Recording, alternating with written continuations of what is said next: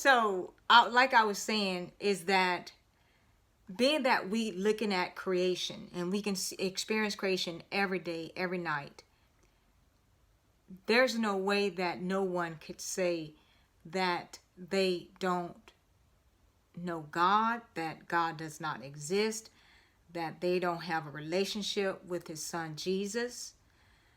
Because all of this, I mean, you read in Romans, this is not clearly in our lesson, you know, but for some reason the Lord wants me to, he brought it to my remembrance, so it's for a reason. So let's look at Romans 1, when it says that, for the wrath of God is revealed from heaven against all ungodliness and unrighteousness of men who suppress the truth in unrighteousness. Because what may be known of God is manifest in them, for God has shown it to them.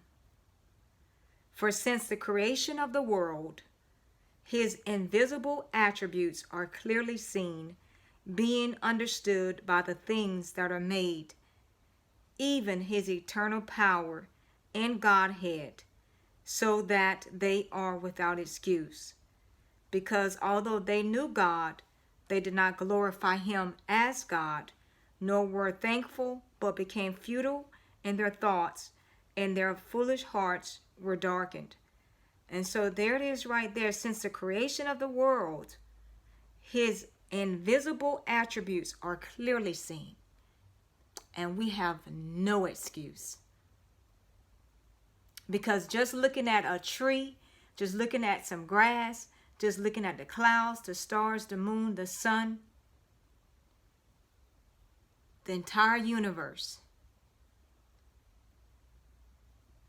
there's a God that created it. This stuff just didn't happen in this world by itself. It didn't. So let's go back to Psalm 104. I have like little bookmarks all over, and try not to get them lost out of place. That I already have everything marked. Okay, so Psalm 104. Okay, so in line 5, you who laid the foundations of the earth,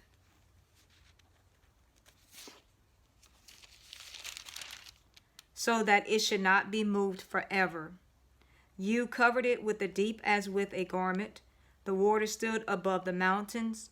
At your rebuke they fled. At the voice of your thunder they hastened away. They went up over the mountains. They went down into the valleys, to the place which you founded for them. You have set a boundary that they may not pass over, that they may not return to cover the earth. And so let's elaborate on this stanza. So he talking about blessing God. He talking about how, you know, God is riding on on the elements of the wind, on the clouds. And so now he's saying this right here. You who laid the foundation of the earth, you who literally founded the earth upon her basis. That's what that means. Literally founded the earth upon her basis.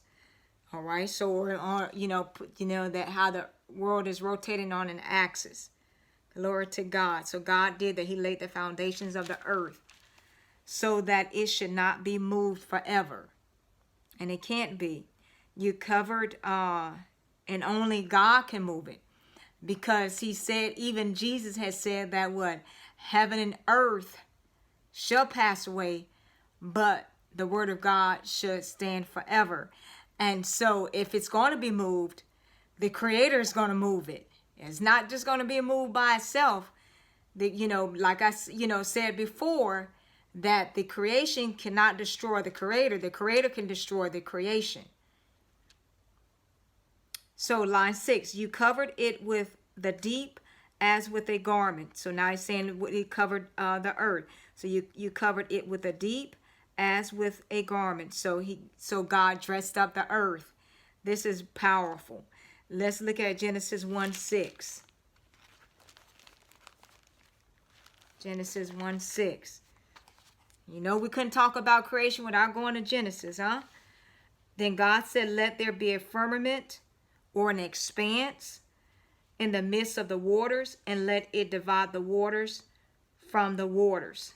So you have waters, and then you have a firmament, and then you have waters again. And that firmament is dividing those two. The firmament is dividing those two waters to keep them from touching.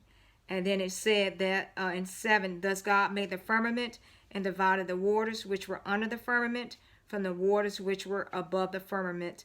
And it was so. And these are the firmaments that he was talking about. And God called the firmament heaven. So the evening and the morning were the second day. All right. So you got heaven, and you got that's dividing the waters.